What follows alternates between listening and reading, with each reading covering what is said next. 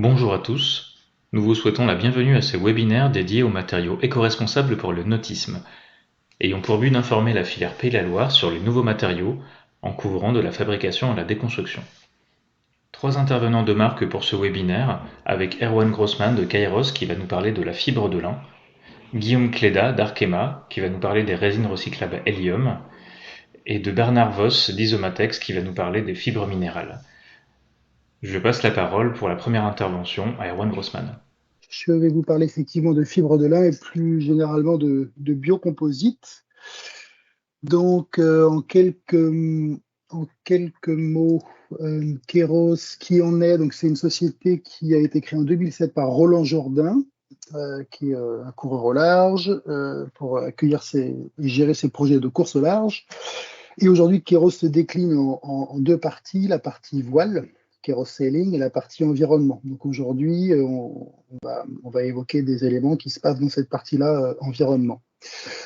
Je vais juste vous présenter rapidement quelques exemples de voiliers qu'on a réalisés, pour lesquels on a participé à la réalisation en intégrant des fibres naturelles, des résines partiellement biosourcées, des matériaux d'âme moins impactants pour l'environnement. Donc, certains bateaux, certaines conceptions qu'on a fait en partenariat avec le chantier IDB Marine, donc le Virgin Morito 88 et 650, le Gualas, donc qui est un bateau qui a été mis à l'eau en 2013, 100% fibre de lin, certains éléments de superstructure d'un bateau à passagers pour la ville de Concarneau, donc le pont, le toit, les éléments de protection ici autour du bateau, la cabine de pilotage ont été fabriqués en biocomposite. Et puis, certains éléments de cette aile souple ont également été fabriqués en biocomposite. Donc voilà quelques petits exemples de bateaux qui naviguent et d'éléments qui fonctionnent depuis maintenant une petite dizaine d'années pour certains, pour les plus anciens, disons. Quelques éléments un peu plus récents. On a mis à l'eau il y a très peu de temps, moins d'un mois, ce catamaran qui est un catamaran outre-mer, un 5X de 60 pieds, pour lequel on a fabriqué en partenariat avec le chantier outre-mer le pont du bateau en fibre de lin, avec matériaux d'âme mousse PET et résine vinyle-ester conventionnelle. Un autre exemple ici de quelque chose assez technologique, un petit bateau, un petit dériveur à foil, dont toute la structure est en fibre naturelle et matériaux d'âme partiellement biosourcés, et également résine partiellement biosourcée. Donc un petit bateau qui existait déjà, qui était fabriqué en fibre de verre, et on a fait un prototype en fibre de lin qu'on a mis dans les mains de l'école de voile des Glénans pour avoir un retour d'utilisateurs et un retour de gens qui naviguent, on va dire, de manière intense. On va faire un petit focus donc pour cette conférence sur le Virgin Morito 888. Donc, c'est un bateau qui est construit par le chantier IDB Marine et on a développé en partenariat avec l'architecte Pierre Roland et Keros, donc, la version biocomposite du Virgin Morito 888. Donc, quelques caractéristiques pour ce bateau-là. Donc, ça, c'est un projet qui a eu lieu en 2019.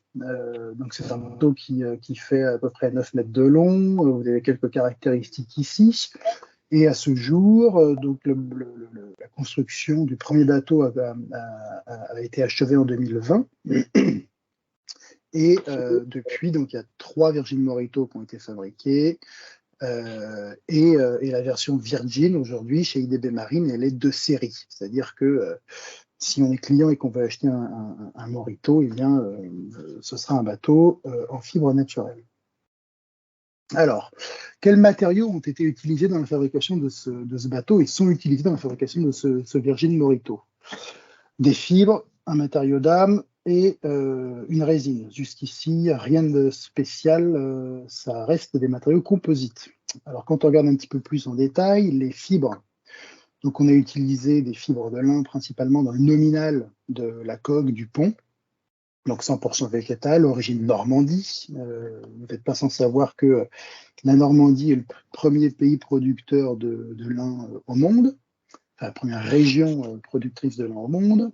Et dans ce bateau, on a quand même conservé quelques renforts en fibre de verre. Vous le verrez plus tard sur quelques photos, notamment autour de la quille et des zones sensibles du bateau. Pour le matériau d'âme, on a utilisé du liège, partiellement biosourcé, quasiment 100%, mais il y a quand même encore un petit peu de colle pour agglomérer les particules de liège entre elles, origine Portugal. De la mousse PET qui peut être partiellement issue du recyclage. Le fournisseur annonce qu'au maximum, elle peut être 30% issue de PET issue des filières de recyclage. Et une résine polyester conventionnelle.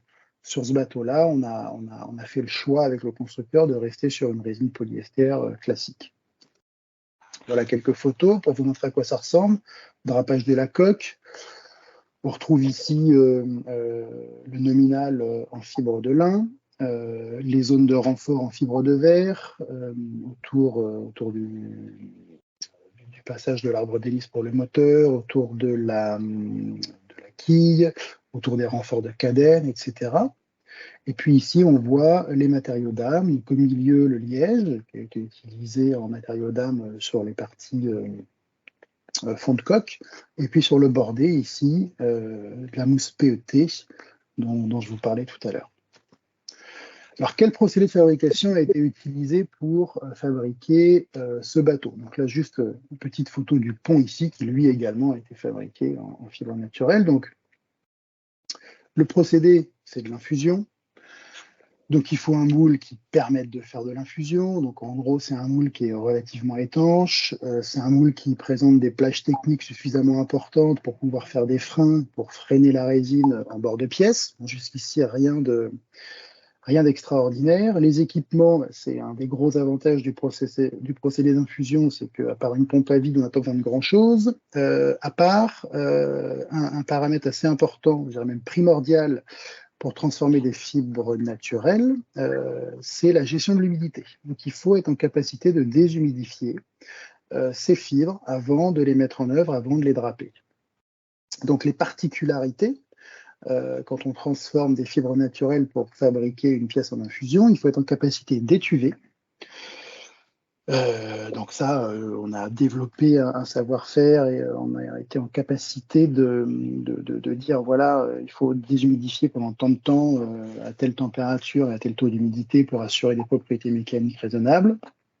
Quelques petites particularités sur la découpe. Les stratifeurs vous diront que c'est quand même un petit peu difficile de découper du lin par rapport à de la fibre de verre. Alors c'est principalement dû au fait que c'est des tissus qui sont relativement épais, donc il y a beaucoup de matière à couper. À grammage équivalent, la fibre de lin étant plus légère, j'ai plus de matière, plus d'épaisseur à couper. À usiner, c'est légèrement différent. On a un certain savoir-faire à développer dans l'usinage, le choix des outils, comment on perce le trou et comment on gère les bords de pièces, sachant que ce qu'on cherche à faire, c'est de ne jamais avoir de fibres sèches en contact avec l'humidité ambiente. En particularité, alors un gros avantage de la fibre de lin, c'est que ça n'irrite pas les gens qui travaillent avec la fibre. Je ne sais pas si vous avez déjà usiné, meulé, poncé, découpé de la fibre de verre, ça gratte. La fibre de lin, ça gratte pas. Particularité aussi à prendre en compte dans le procédé de fabrication, c'est que contrairement à la fibre de verre, qui n'est pas une fibre que l'on voit quand on la drape, quand on infuse, quand on démoule la pièce, il n'y a pas avec la fibre de verre, il n'y a pas un avantage esthétique à mettre en avant. Contrairement à la fibre de lin, dont on peut se servir le côté esthétique et l'aspect. Donc il y a certaines particularités, certains savoir-faire à développer aussi pour être en capacité à réaliser des pièces en fibre de lin avec un aspect intéressant. Réparabilité, ça faisait partie des points à aborder dans la conférence. Alors je vous ai mis une petite photo ici du bateau de la ville de Concarneau qui s'était fait rentrer dedans par un bateau de Piriou il y a quelque temps. Et donc on voit ici le toit en fibre de lin complètement cassé, les éléments de bordée, de bastingage ici, cabine de pilotage qui ont été également endommagés. Donc il a fallu qu'on fasse des réparations sur ces pièces. Donc, pour les réparations, alors, la voie réparation au contact sous vide, c'est envisageable, mais particulièrement, spécialement pour des grammages de tissus plutôt légers, généralement pas au-dessus de 150 grammes par mètre carré, sinon on a du mal à imprégner la fibre. Sinon, on peut réparer en faisant de l'infusion, et puis on fait des reprises de stratification de la même manière que l'on traite une réparation pour un composite en fibre de verre. Fin de vie. Donc les composites conventionnels, où est-ce qu'ils finissent aujourd'hui? Donc les composites, on va dire verre polyester, 90% finissent en enfouissement, 10% en incinération. Pourquoi aussi peu d'incinération pour les composites conventionnels? Parce que le verre polyester, ça a un pouvoir calorifique qui est relativement faible, donc il nécessite une combustion à point. Donc c'est-à-dire qu'il faut apporter de l'énergie pour incinérer un composite verre polyester. Un composite lin polyester a un pouvoir calorifique légèrement supérieur qui lui permet de s'incinérer sans appoint. Donc on ne parle pas de recyclage, on ne parle pas de gestion de fin de vie mirobolante. Là, on est sur des gestions de fin de vie, je dirais, minimum, ou à minima, en intégrant du lin dans une résine polyester, au moins on peut l'incinérer, ce qui évite de l'enfouir. Alors, ce qui pourrait éviter de l'enfouir, parce qu'aujourd'hui les volumes ne sont pas suffisants pour que ce soit représentatif.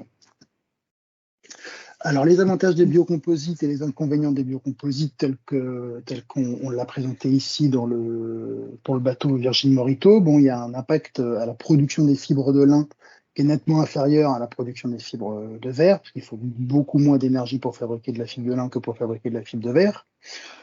Ça, c'est un avantage. C'est un approvisionnement local également. En Normandie, on est quand même pas loin de la zone de transformation de la matière.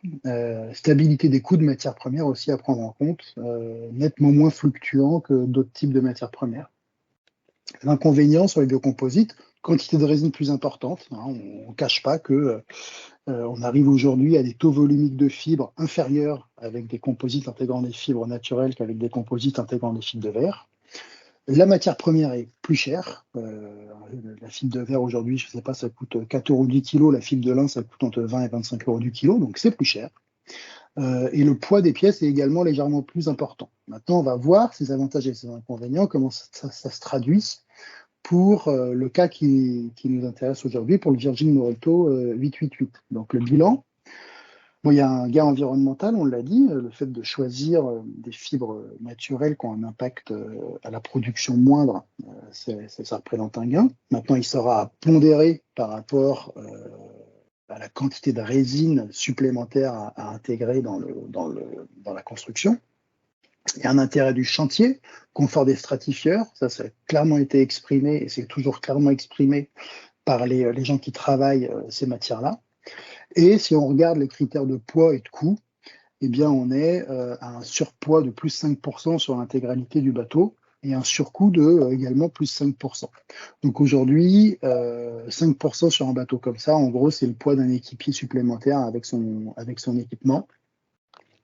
Et le poids et le coût de 5% supplémentaire, aujourd'hui, il est complètement assumé par le chantier. Il est proposé à ses clients de cette manière-là.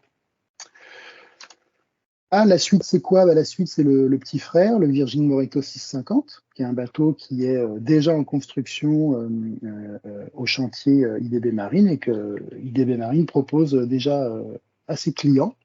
Et donc, bateau pour lequel on a également participé au sein de Keros à la conception avec l'architecte, dans ce cas, qui était David Raison, et avec qui on a travaillé avec IDB et cet architecte.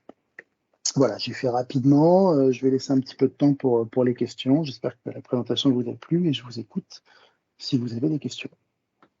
Ok, merci Erwan. Du coup, je vais vous laisser poser des questions dans le chat si vous avez des questions pour Kairos. Moi, ça m'amène à quelques questions. En amont, j'ai collecté quelques questions. C'est vrai qu'elles tournent beaucoup autour de l'équation technico-économique et des performances. Est-ce que tu peux développer un peu ce qu'il est de la durée de vie et de la performance mécanique de ces matériaux biosourcés? Alors, la durée de vie. Premier point, bon, nous on est assez pragmatique, donc on s'appuie sur l'expérience. On a un bateau qui est le Goalaz qui navigue depuis une dizaine d'années, qui est en bon état. On a suivi et on continue à suivre l'évolution du poids de ce bateau en se disant que c'est un paramètre qui est simple à suivre et puis que si le bateau absorbe de l'humidité, on le verra. Bon, pour l'instant, le poids est stable. Le bateau navigue et on a d'autres exemples. Je pense à un Malongo 980 qui a été modifié, pour lequel on a fabriqué le pont du bateau et avec quelqu'un qui navigue très fréquemment et dans des conditions assez musclées. Et le bateau fonctionne très bien. On a vraiment des bons retours là-dessus. Donc, en question vieillissement, si les choses sont bien faites dès le début, je pense pour l'instant, il n'y a rien qui nous montre que les pièces qu'on fabrique ont des signes de faiblesse. Sur la partie propriété mécanique, alors on ne va pas se cacher, hein, oui, les composites intégrant des fibres de lin ont des propriétés mécaniques inférieures aux composites intégrant des fibres de verre. Surtout quand on regarde les critères de résistance en traction et en compression. En termes de rigidité, on est à peu près dans les mêmes ordres de grandeur. Donc, ça nécessite de mettre plus de matière. C'est pour ça que ça engendre des pièces qui sont légèrement plus lourdes sur les bateaux qu'on fabrique. Maintenant, sur un bateau pour lequel on a un moteur inboard, de l'accastillage, des winches, un mât, des safrans, une quille, etc., le surpoids, il est un peu moins visible que sur un dériveur pour lequel le poids du composite est plus important, quoi. Ok. J'ai une question dans le chat sur les limites en termes de structure. Ça revient un peu à ce qu'on se disait juste avant. Pour résumer, j'ai l'impression que le surpoids, donc mettre plus de matière globalement, vient un peu éliminer la baisse de résistance mécanique globalement. Oui, tout à fait. Bon, c'est-à-dire que on le traite comme un matériau classique, hein, c'est-à-dire que j'ai une résistance, le matériau m'apporte une résistance spécifique, quelle quantité de matière je dois mettre pour résister aux contraintes auxquelles j'expose ma pièce. Donc si je regarde ce bateau-là, donc là on parle d'un bateau de 60 pieds, aujourd'hui le bateau navigue, ils viennent de gagner des petites manches de petites régates en baie ce week-end avec ce bateau-là, face à d'autres bateaux du même type. Oui, c'est plus lourd. Maintenant, il faut se poser la question de est-ce que le gain d'impact environnemental vaut la chandelle par rapport au poids, quoi. Ok. Ça m'amène à la dernière question que je poserai. Est-ce que, du coup, la dernière question du chat, est-ce qu'une ACV, une analyse du cycle de vie, a été réalisée pour quantifier le gain environnemental? Alors oui, on fait des analyses de cycle de vie, on commence à les faire en interne, on commence à mettre le doigt là-dedans et on se rend compte que c'est un vrai sujet, c'est pas simple. La réponse n'est pas franche. On n'a pas aujourd'hui, on n'est pas en mesure de dire voilà, ma solution biocomposite, elle est significativement moins impactante que la solution en fibre de verre. Ça, c'est pour plusieurs raisons. Déjà, les quantités de matière, les quantités de fibres produites en fibres naturelles ou en résine partiellement biosourcée sont nettement inférieures que les quantités de matière conventionnelle produites. Donc l'impact environnemental de mon process, il est amorti sur une beaucoup plus petite quantité de matière, premier élément.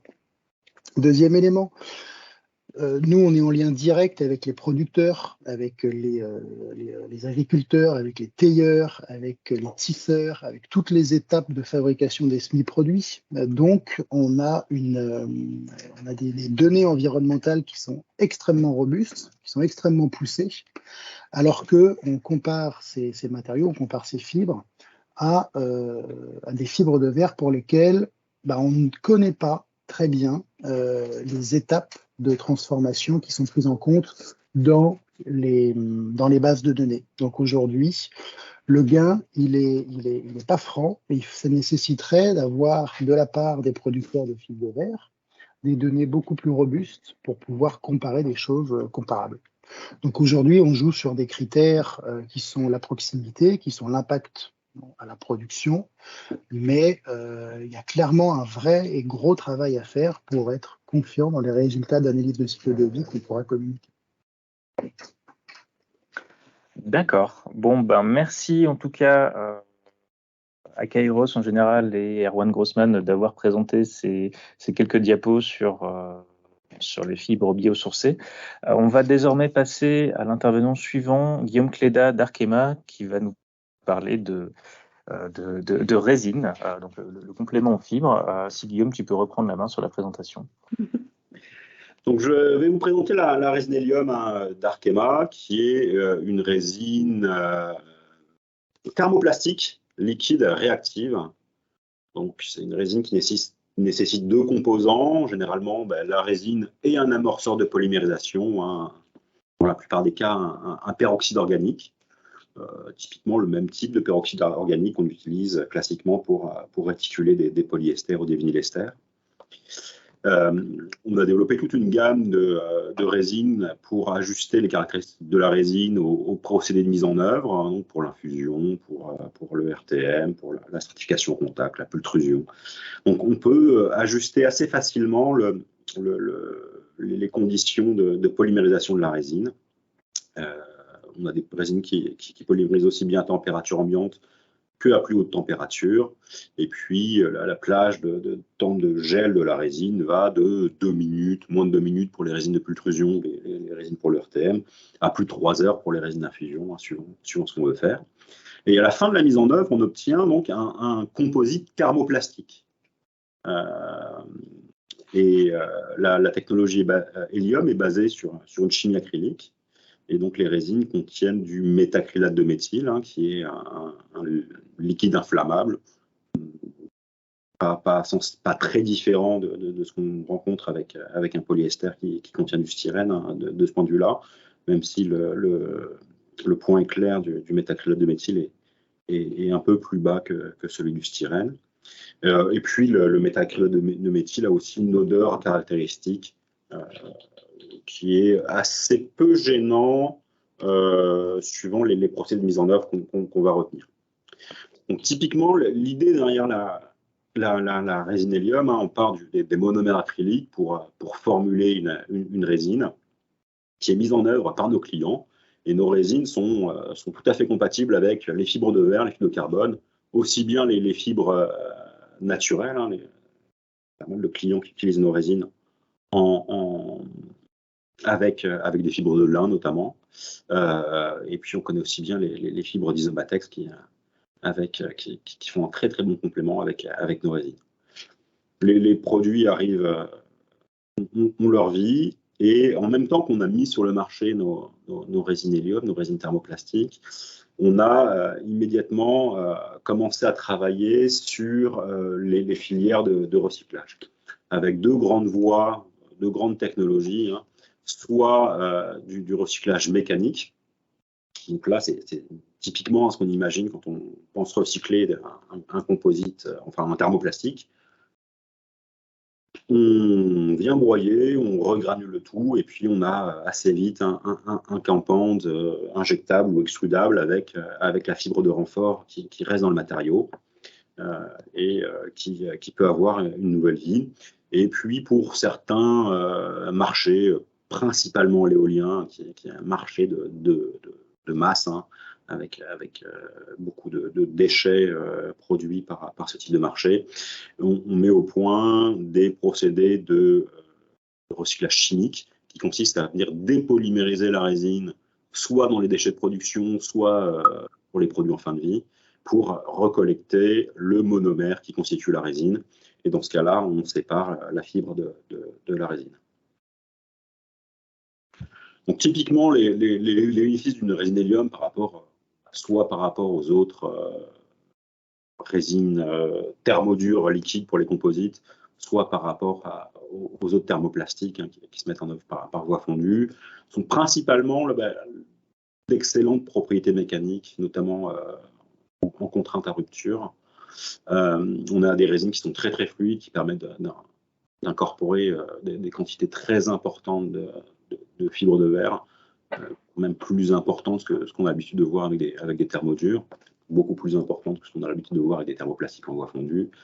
Un très bonne résistance à l'impact et à la résistance à l'endommagement, avec un caractère qui est nettement plus ductile que les thermodurs. Une très bonne résistance aux UV la plupart du temps. On est sur une chimie qui est purement aliphatique. On a très peu de jaunissement aux UV. Et puis une TG tangente delta mesurée en DMA à 115 degrés qui permet d'avoir plage de température de service assez large.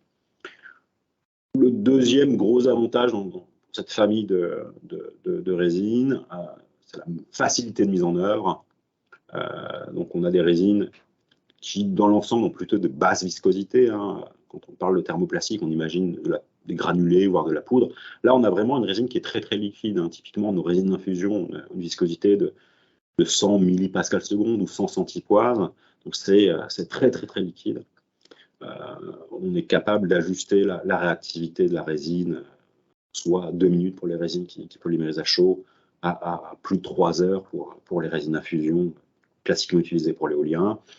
Là encore, on a des classes de résine qui polymérisent aussi bien à température ambiante qu'à plus haute température, à des températures de mise en œuvre jusqu'à 120 degrés. Et puis, plus original, un composite à base de résine hélium, il est thermoformable. Bon, sur certains marchés, c'est quelque chose qui est très utilisé. On verra un peu les marchés juste après. C'est en général des matériaux qui sont faciles à coller via notre filiale qui commercialise les adhésifs, Bostik. On a aussi des adhésifs qui sont basés sur exactement la même famille chimique, les colles structurelles métacrylates, on marque SAF ou FIT. C'est exactement la même chimie. Ça permet de limiter vraiment assez drastiquement les préparations de surface pour avoir un collage structurel très costaud. On peut venir souder les pièces les unes avec les autres et on peut même assez facilement surmouler les pièces ensemble.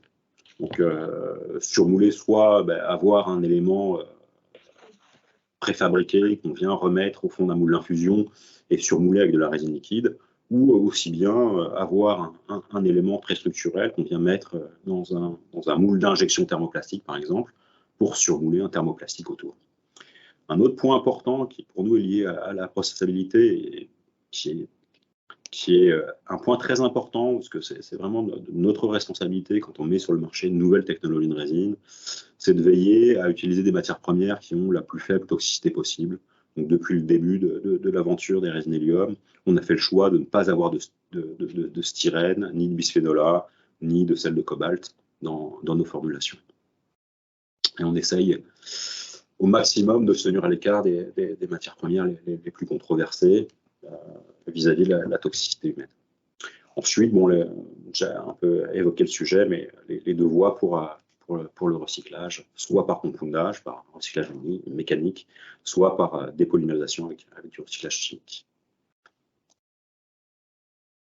Donc, typiquement, on adresse aujourd'hui 5 marchés différents. Aujourd'hui, notre principal marché, c'est l'éolien, la réalisation de pales d'éoliennes en composite thermoplastique. Donc, on vient substituer du polyester ou de l'époxy par nos résines hélium, avec des mises en œuvre par des procédés d'infusion. On étudie encore aujourd'hui les profilés carbone-hélium pour la réalisation de SparCap en pultrusion, pour le raidisseur central des pales. Et puis on a aussi à la gamme, pour le même type d'application, une résine de stratification au contact qui est exotropée pour principalement venir faire soit de la réparation, soit de l'assemblage de nos composites. Le nautisme, c'est aussi un un marché important pour nous et certainement aujourd'hui le marché qui est en plus forte croissance, avec une déclinaison des résines qu'on avait initialement développées pour l'éolien. On a décliné ces résines-là, parfois avec des temps de gel un peu plus courts, pour servir le marché du nautisme. Puis je reviendrai dessus un peu plus tard, mais on a annoncé des beaux partenariats sur ces secteurs-là. Et sur le slide précédent, on voyait aussi une image du Arkema 4, hein, le trimaran, dont tout le pilotage, la superstructure est réalisé en hélium et les bras arrière aussi sont réalisés en hélium. Dans le domaine de la construction, on a aussi quelques applications, principalement avec une mise en œuvre par pultrusion pour faire des renforts pour le béton. Donc on vient substituer le fer à béton, hein, plus souvent des éléments de renfort en inox ou en acier revêtu époxy par du composite thermoplastique, avec là un gain très intéressant puisque nos clients produisent les éléments pultrudés droits et peuvent a posteriori les cintrer à chaud à la demande, voire même délocaliser le cintrage au plus près du chantier pour gagner en flexibilité et réduire les temps de fourniture. Un autre marché alors qui est aujourd'hui au stade du développement, hein, pas spécialement très poussé, mais on a des gros développements en cours pour le stockage de l'hydrogène, hein, pour faire des réservoirs sous pression, des pressions de service de l'ordre de 700 bars, par enroulement filamentaire. Et là, le point intéressant, c'est qu'on utilise la photopolymérisation, vient polymériser grâce aux UV la résine, et ça permet de polymériser la résine au fur et à mesure qu'on bobine le réservoir, pour gagner beaucoup de temps de cycle pour la réalisation des réservoirs.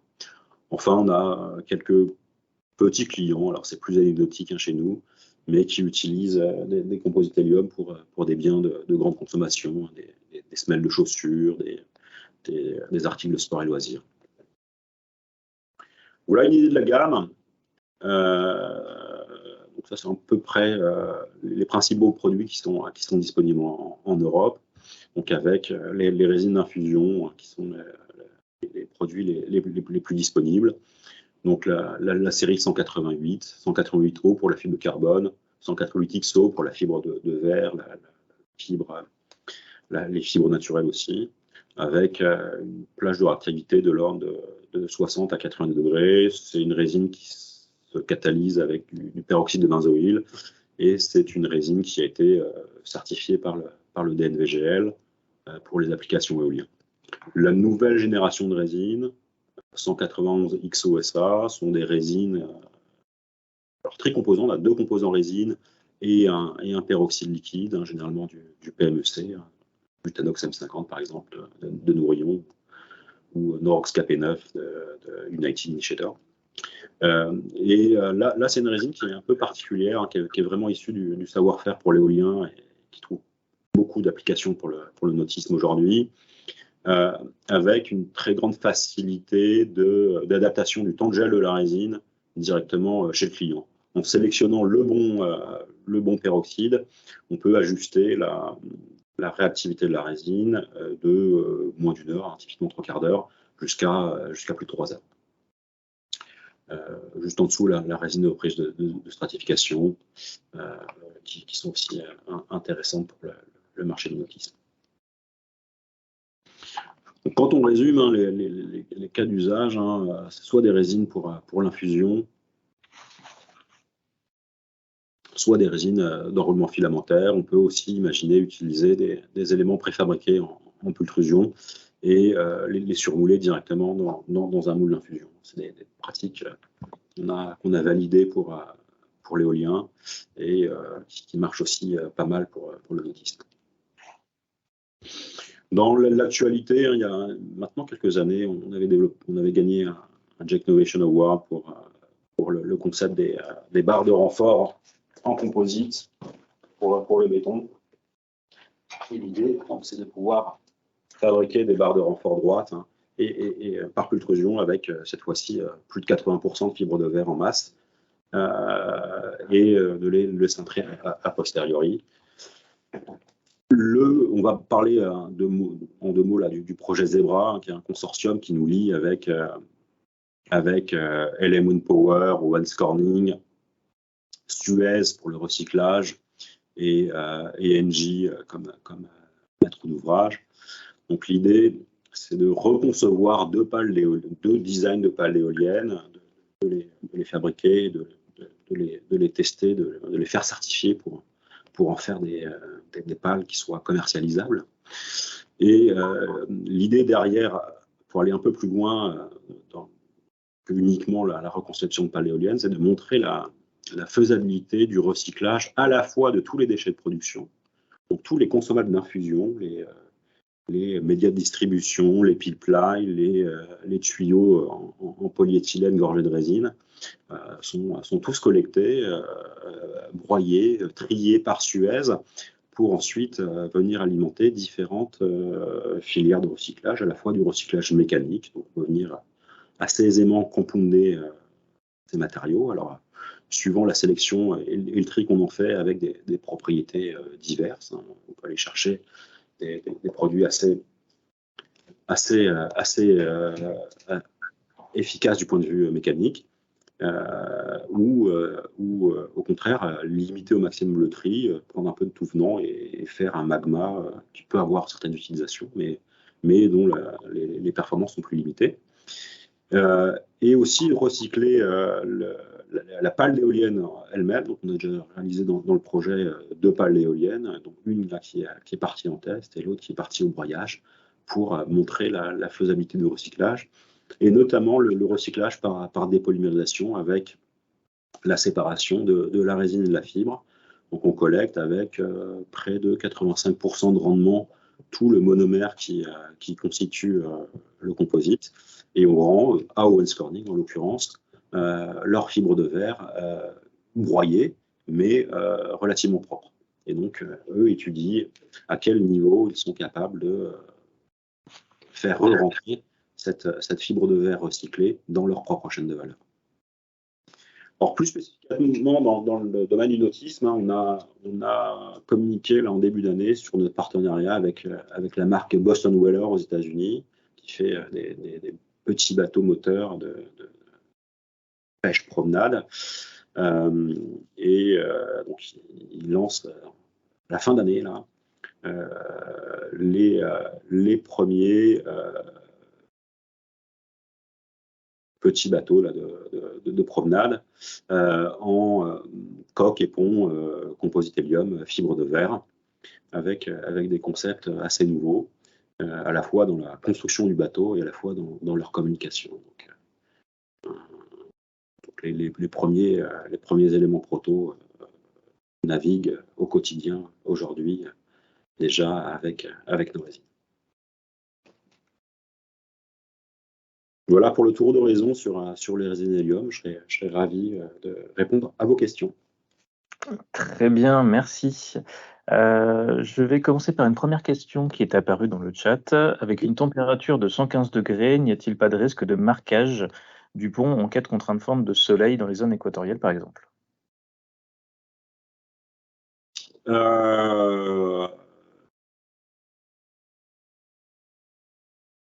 Alors, on n'a pas eu de remontée de genre de problème. C'est quelque chose à surveiller et à l'occasion à faire des essais avec certains clients, essayer de tester ce genre de cas d'usage et de cahier des charges. Aujourd'hui, le retour d'expérience qu'on a pas remonté de ce genre de problème, mais en effet, c'est un point à tester. On n'a pas abordé les aspects économiques par rapport à d'autres alternatives plutôt classiques du marché. Comment vous vous positionnez? Alors, aujourd'hui, les prix de matières premières sont un peu fous. Mais l'idée, hein, c'est qu'une résine hélium est sensiblement plus chère qu'un polyester. En termes de prix, c'est très comparable à une résine époxy. Donc aujourd'hui, alors ce mois-ci, hein, les prix de vente sont de l'ordre de 6 € du kilo. Il y a un peu moins de 2 ans, on va dire, on était plutôt aux alentours de 4,50 €. Ok. Dernière question, si la résine est thermoplastique, quelle est sa température de fusion? Alors, il n'y a pas de température de fusion, hein. On est sur un composite qui est très amorphe. Donc, au voisinage de la TG, on va avoir une relaxation progressive du matériau, donc il va se ramollir doucement. Et puis, il n'y a pas de température de fusion après la TG. Donc, c'est un ramollissement progressif. D'accord, très bien. Bon, bah, écoutez, merci à vous, Monsieur Cléda, pour cette présentation. Je vais passer la main sur notre dernier intervenant, Bernard Voss. Pour vous parler de la société Isomatex, hein, mon nom est Bernard Voss, je suis le responsable business développement de la société. Et je vais principalement me concentrer sur notre éco-responsabilité et nos applications navales. En commençant d'abord par une très courte présentation d'Isomatex. Oui. Donc, ce qu'il est important de comprendre avant toute chose, c'est que nous ne produisons pas des fibres de verre ou de basalte, même si nous produisons des fibres minérales. On a vraiment une approche unique ici sur le marché, c'est-à-dire que l'on part de la roche volcanique. Et cette roche volcanique est extrêmement variable en fonction de l'origine ou même de la couche d'extraction. Donc, si vous gardez cette roche minérale, vous tombez dans les fibres de basalte qui ont des performances légèrement supérieures aux fibres de verre et qui sont quand même relativement variables au niveau des performances. Nous, ici, notre objectif, c'est vraiment d'améliorer la sécurité des personnes dans le sens où nous partons de la roche volcanique et nous ajoutons 10 composants minéraux pour toujours garantir des performances, mais également en choisissant cette minéralogie, on va augmenter drastiquement les performances, qu'elles soient mécaniques, thermiques ou chimiques. Voilà. Et le nom de notre fibre s'appelle le Filava. Vous allez en entendre parler régulièrement pendant la réunion. Voilà. Sachez que l'important pour nous, c'était d'avoir un très grand contrôle de la qualité de nos produits. C'est pour ça que l'on a développé nos fibres en partenariat avec la société Airbus. Je ne vais pas passer au crible toutes les étapes de production. Sachez que la première étape, la principale, se trouve en haut à gauche pour définir le batch avant extraction de nos fibres dans des fours qui sont de l'ordre de 1350 à 1400 degrés. Voilà. Passerai. Juste en résumé, en comparaison des fibres de verre et de carbone, on peut voir que l'on a une résistance en traction dans la gamme des fibres de carbone, mais on garde ce module de Young assez faible et cette élongation en rupture 3 fois plus importante que le carbone pour, à performance en traction équivalente, avoir des élongations et des déformations beaucoup plus importantes et donc des absorptions d'énergie beaucoup plus importantes. Ce qui nous fait dire que nos fibres sont extrêmement intéressantes pour toute cette application où il y a des risques de choc et d'impact, notamment. Voilà. On a une densité équivalente aux fibres de verre. Au niveau de notre éco-responsabilité, on s'est appuyé sur 2 points très importants que l'on a énormément travaillé. C'est la recyclabilité et l'ACV également. Ici, vous voyez par exemple l'exemple du Racing Yacht Open 60. Vous ne pourrez plus voir ce bateau parce qu'on l'a 100% recyclé. Donc, les fibres partent de notre four pour en créer des bobines. Et puis, on va les transformer en tissu, en biaxiaux ou en unidirectionnel pour créer ce bateau qui a été réalisé avec 100% avec nos fibres et avec de la résine bioépoxy. Par la suite, en fin de vie du bateau, on a récupéré les échantillons. Là, c'est un point assez important, c'est la séparation entre les fibres et la matrice, qui peut se faire évidemment par pyrolyse, puisque nos fibres n'ont pas de déformation en dessous de 740 degrés, sont en transition vitreuse à 950 degrés, mais également peut se faire par solvolyse, qui demande beaucoup moins d'énergie.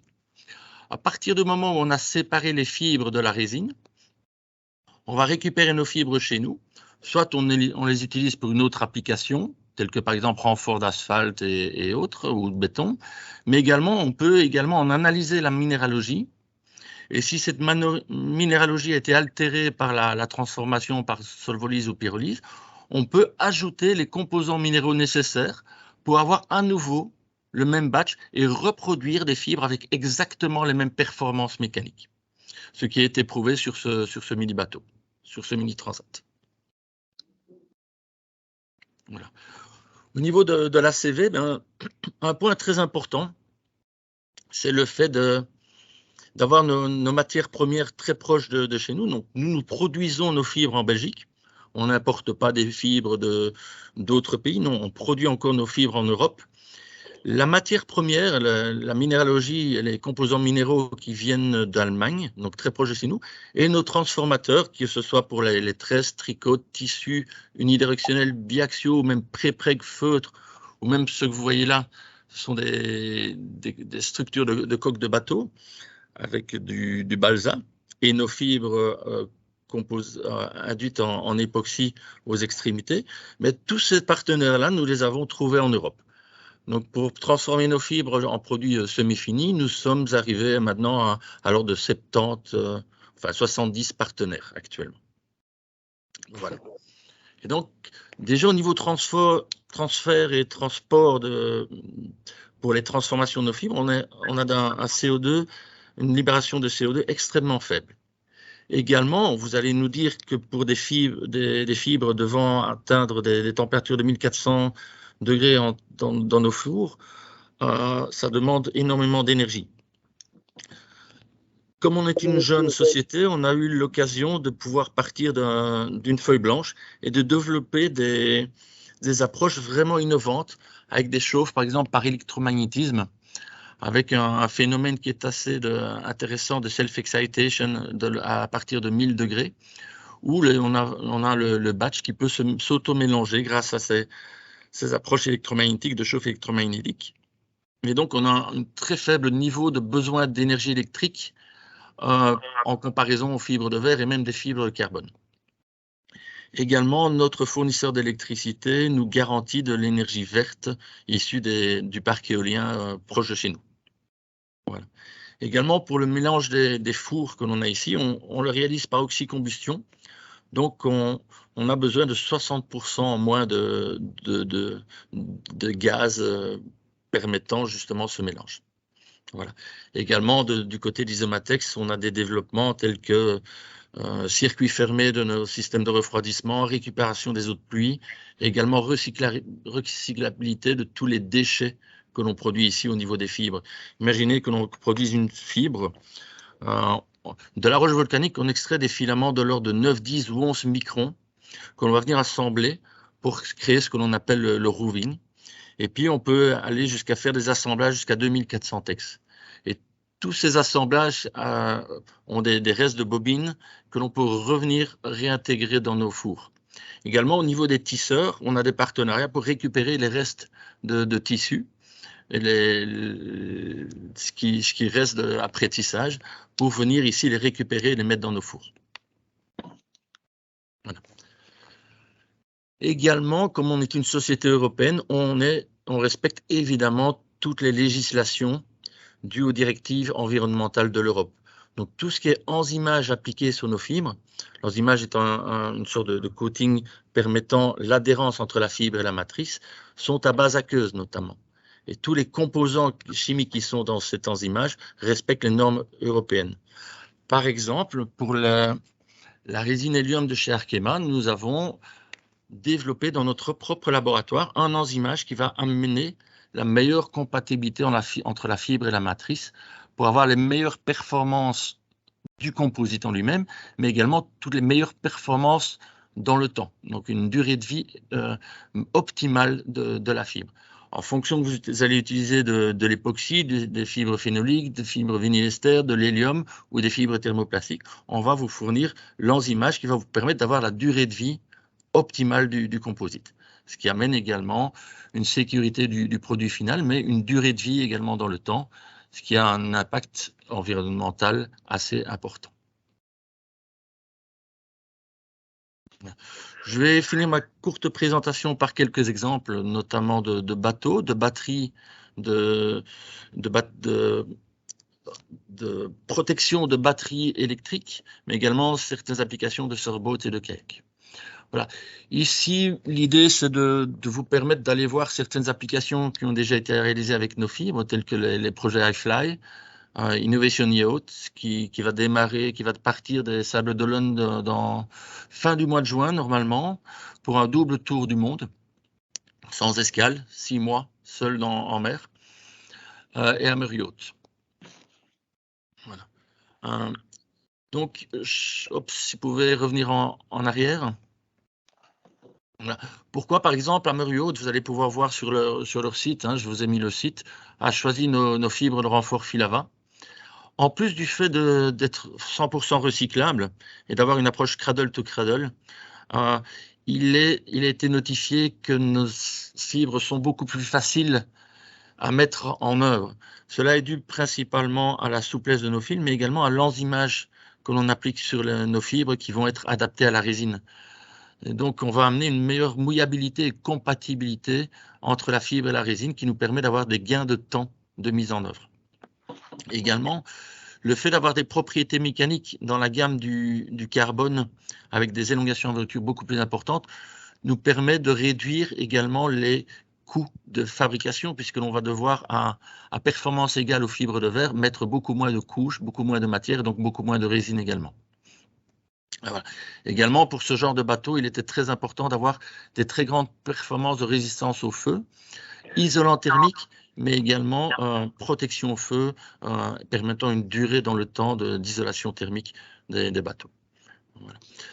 Également, le choix de nos fibres a été adapté dans un objectif d'économie circulaire. Voilà. Seconde application, au départ, on a réalisé cette application pour les protections de batteries électriques de véhicules et notamment de camions. Maintenant, on a démarré il y a un mois un projet collaboratif avec une société américaine pour justement protection des batteries électriques de bateaux de nouvelle génération. Pourquoi est-ce qu'ils ont choisi nos fibres? Pour différentes choses. D'abord, le premier point, c'est tout ce qui est protection vis-à-vis des impacts extérieurs, que ce soit la protection au feu, isolation thermique des batteries, isolation au feu des batteries, mais également tout ce qui est résistance à l'impact et au choc. Ici, vous avez un schéma d'impact au choc à 40 joules. Vous voyez la faible déformation de la structure et la faible profondeur d'impact également de la structure. L'objectif, évidemment, puisqu'il y a des objectifs environnementaux également, c'est tout ce qui est performance en fatigue. En choisissant la bonne adhésion entre la fibre et la matrice et donc le bon enzymage, on va avoir des performances en fatigue extrêmement élevées. Un point également très intéressant qui n'était pas prévu au départ, c'est tout ce qui est isolation thermique. Ce qui veut dire que l'on soit en hiver ou en été, comme nos fibres intégrées dans la résine vont avoir une isolation thermique des batteries, celles-ci vont monter rapidement en température pour avoir les meilleures performances de la batterie, que ce soit en été ou en hiver. Vous savez qu'au niveau des batteries électriques, il y a énormément de variabilité de performance et d'autonomie, que l'on soit en été ou en hiver. Ici, on réduit drastiquement cette différence. Également, comme nous sommes des fibres 100% minérales, nous n'avons pas de risque de corrosion galvanique. On n'a pas de problème à l'eau saline, aux UV et à d'autres agents environnementaux agressifs tels que les hydrocarbures, par exemple. Troisième exemple que je peux vous montrer, c'est au niveau des surfboards. Ce sont évidemment tout ce qui est hydrofoil, par exemple, de structure. Là, l'idée, c'est vraiment d'avoir une très bonne résistance au choc et à l'impact, mais également des raideurs en torsion et en flexion très très intéressantes qui permettent un confort et une absorption des vibrations extrêmement intéressants pour en améliorer les performances de la structure. Voilà. Également, tout ce qui est performance en fatigue et performance dynamique sont extrêmement intéressantes en utilisant nos fibres. Voilà, il me reste à vous remercier pour votre présence et votre écoute. Et je suis disponible pour toutes les questions. Merci, Monsieur Voss. Quelques questions plutôt d'ordre généraliste. Est-ce qu'il y a des subtilités pour la mise en œuvre de cette fibre en termes de process et quels sont les paramètres économiques de ce produit? Oui. Donc au niveau des facilités de mise en œuvre, eh bien, grâce à notre enzymage, donc nous sommes producteurs de fibres minérales. Hein, donc le mode de mise en œuvre est équivalent aux fibres de verre. Voilà, si vous avez l'habitude de mettre vos fibres de verre en place, il n'y a aucun souci. Ce qui est beaucoup plus simple que les fibres de carbone qui sont assez volatiles et dangereuses au niveau des tailles de particules. Voilà. Le fait d'avoir un enzymage aussi adapté à la résine va vous permettre d'avoir une facilité de mise en œuvre beaucoup plus importante. Par exemple, certains fabricants de bateaux qui partent habituellement avec du biaxial ou du triaxial ou quadriaxial ont trouvé un intérêt, par exemple, à partir avec des tissus CRG2 parce que la facilité de mise en œuvre et les performances de nos fibres sont extrêmement intéressantes. Voilà. Au niveau économique, bien, on a parlé des fibres de lin qui sont à 25 € du kilo. Nous, on a un prix légèrement inférieur quand on parle de la fibre en elle-même. Par contre, quand on a tout ce qui est mise en œuvre, enzymage et autres, nous permettent d'avoir des coûts de transformation en tissu, par exemple, extrêmement intéressantes. Et le fait d'avoir des performances mécaniques extrêmement élevées nous permet de devoir mettre beaucoup moins de matière en œuvre, ce qui va nous permettre de réduire les coûts de fabrication et les coûts de processing de mise en œuvre également. Voilà, ça ce sont quelques points assez intéressants qui sont à mettre en évidence. Et concernant au niveau économique le recyclage, à partir du moment où on choisit bien la résine facile à séparer de la fibre et de la matrice, là on a vraiment un intérêt au niveau du recyclage. On a calculé qu'à partir de 100 tonnes, ce qui n'est pas exceptionnel au niveau par exemple des applications automobiles et autres, 100 tonnes, on a un intérêt à recycler. On ne recycle pas des fibres de verre parce que c'est assez compliqué. Les fibres de basalte, c'est extrêmement compliqué et ce sont des coûts qui sont nettement moindres. Mais nous, comme on a des coûts de fabrication et des coûts de vente de l'ordre de 20 € du kilo, il y a un intérêt vraiment à récupérer la fibre en recyclage. Tout à fait. Très bien, je passe une question du chat. Pour le recyclage, est-ce qu'il y a une étape de granulation des pièces, auquel cas n'y a-t-il pas un risque de réduire les longueurs de fibres et de modifier les performances? Très bonne question. En fait, l'idée, c'est vraiment de récupérer les fibres, quelle que soit la taille chez nous. Mais ce que l'on va faire, c'est analyser la minéralogie de ces fibres-là et les faire refondre pour en créer ce qu'on appelle des pellets. Donc, on va avoir une refonte de ces fibres pour créer des granulés qui vont avoir une composition minéralogique exactement les mêmes qu'initialement prévues avant d'extraire nos fibres. Et ces granulés, nous allons les mettre dans nos fours. Donc, ça n'a aucune différence que l'on ait des fibres courtes ou des fibres longues, puisqu'on va les réintégrer dans nos fours. Très bien. Bon, bah écoutez, merci Monsieur Voss pour votre présentation. Avec plaisir. Particulièrement apprécié. Il va être temps de conclure ce webinaire. C'est un webinaire qui vous a été présenté par les deux structures en charge du développement de la filière nautisme au Pays de la Loire, donc nous-mêmes Nauti-Hub et le Pôle Mer Bretagne Atlantique. L'éco-conception en ce moment, c'est une vraie lame de fond, et sachez que Nauti-Hub, comme Pôle Mer, avons des outils pour vous aider à vous emparer du sujet.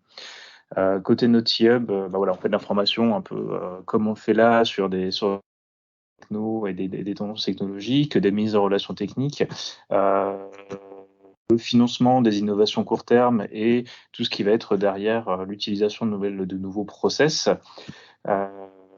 Et côté Pôle Mer Bretagne, je vais laisser Frédéric présenter les différents outils qui mettent à disposition aux entreprises qui souhaiteraient s'investir de ces sujets. Comme l'a dit Laurent, notre sujet, c'est l'accompagnement des entreprises, notamment à travers des projets collaboratifs d'innovation. Alors, on va aider sur toute la chaîne de valeur, mais très rapidement, on va pouvoir aider sur les mises en relation pour la construction gestion des consortiums, trouver les bons partenaires pour monter les projets. On va pouvoir également vous accompagner sur la rédaction des demandes de financement qui peuvent être plus ou moins complexes en fonction des appels à projets. Et c'est vrai que les appels à projets sont assez divers, puisqu'on va en trouver des opportunités de financement, on va en trouver au niveau régional, au niveau national, au niveau européen, avec des taux de succès et des complexités qui peuvent être somme toute assez différentes. Toutefois, en région Pays de la Loire, on a quand même cette chance d'avoir des appels à projets relativement complets, c'est-à-dire que quel que soit le budget de votre projet, comme l'a dit Laurent, sur des petits financements, on va commencer avec des PL2I de quelques milliers d'euros, et on peut aller jusqu'à des projets, encore une fois à l'échelon national, régional, jusqu'à 4 millions d'euros, à travers un nouvel appel à projet qui doit sortir dans une quinzaine de jours maintenant, qui s'appelle IDEMO régionalisé, qui va couvrir des projets entre 1 et 4 millions d'euros. Et puis entre les deux, moins de 1 million d'euros, il y a également un appel à projet qui s'appelle R&D collaborative, qui vous permettrait de financer vos projets. Donc le message, c'est de ne pas hésiter à nous solliciter, aussi bien Laurent que moi, que le Polmer, Notihub ou le Polmer. On pourra vous guider en fonction de vos besoins vers les meilleurs guichets de financement, vers les partenariats pertinents pour vous accompagner en termes de compétences. Et puis déployer notre savoir-faire pour vous aider dans pas mal de domaines. On parle de financement, mais il y en a d'autres. Donc voilà, n'hésitez pas à décrocher votre téléphone ou à nous solliciter par mail ou par téléphone, encore une fois. Si on n'a pas la réponse directement, on saura la trouver relativement vite. Voilà. Très bien. Bon, il est temps désormais de vous souhaiter une bonne fin de journée.